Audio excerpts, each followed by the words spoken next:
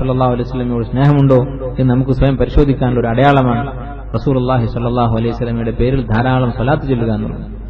നബി സല്ലല്ലാഹു അലൈഹി വസല്ലമയോടുള്ള സ്നേഹത്തിന്റെ തെളിവാണ്. അല്ലാഹു സുബ്ഹാനഹു വ തആല പറഞ്ഞു, യാ അയ്യുഹല്ലദീന ആമനു സല്ലു അലൈഹി വസല്ലിമു തസ്ലീമ. മുഅ്മിനീങ്ങളെ, നിങ്ങൾ നബി സല്ലല്ലാഹു അലൈഹി വസല്ലമയുടെ പേരിൽ ധാരാളമായി സ്വലാത്ത് ചൊല്ലിക്കൊള്ളുക. നബി സല്ലല്ലാഹു അലൈഹി വസല്ലമയുടെ പേരിൽ സ്വലാത്ത് ചൊല്ലുന്നതിന്റെ അർത്ഥം എന്താണ്? അല്ലാഹുവിനോട് പ്രാർത്ഥിക്കുകയാണ്. നബി സല്ലല്ലാഹു അലൈഹി വസല്ലമക്ക് ധാരാളം ഖൈർ നൽകാൻ വേണ്ടി, അല്ലാഹു സുബ്ഹാനഹു വ തആല അദ്ദേഹത്തെ ആദരിക്കാൻ വേണ്ടി നമ്മൾ പ്രാർത്ഥിക്കുകയാണ്. അതാണ് സ്വലാത്തിന്റെ താല്പര്യം. അപ്പോൾ സ്വലാത്ത് എത്രത്തോളം ചൊല്ലുന്നുവോ അത്രത്തോളം നബി സല്ലല്ലാഹു അലൈഹി വസല്ലമയുടെ ഹുബ്ബുണ്ട് എന്നർത്ഥം.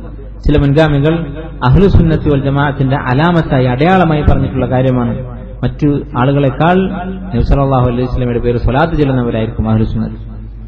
ചില പണ്ഡിതന്മാരുടെ ചരിത്രത്തിൽ കാണാം, അവർ ദിവസവും 1000 പ്രാവശ്യം 1500 പ്രാവശ്യം ഒക്കെ സ്വലാത്ത് ചൊല്ലുമായിരുന്നു. അങ്ങനെ പ്രത്യേകിച്ചൊരു എണ്ണം സ്വലാത്ത് ചൊല്ലാൻ നമ്മോട് കൽപ്പിച്ചിട്ടില്ല. പക്ഷെ ഓരോ വ്യക്തികൾക്കും സ്വന്തമായി പ്രത്യേകം ഫضل കണക്കാക്കാതെ, ഫضل വിശ്വസിക്കാതെ ഒരു എണ്ണം നിശ്ചയിച്ച് അത് അല്ലെങ്കിൽ അതിൽ കൂടുതൽ ഞാൻ സ്വലാത്ത് ചൊല്ലും എന്ന് നിശ്ചയിക്കുന്നത് തെറ്റില്ല എന്ന് പല ഉലമാക്കളും പറഞ്ഞതായി കാണാൻ സാധിക്കും. ഈ അടുത്ത കാലത്ത് മരണപ്പെട്ട ഒരു ആലിം ഷെയ്ഖ് അബ്ദുറഹ്മാൻ അൽ അയ്യാഫ് റഹിമഹുല്ല, തായിഫിൽ ജീവിച്ചിരുന്ന ഒരു പണ്ഡിതൻ, ഏതാനും മാസങ്ങൾക്ക് മുമ്പ് വഫാത്തായി റഹിമഹുല്ല.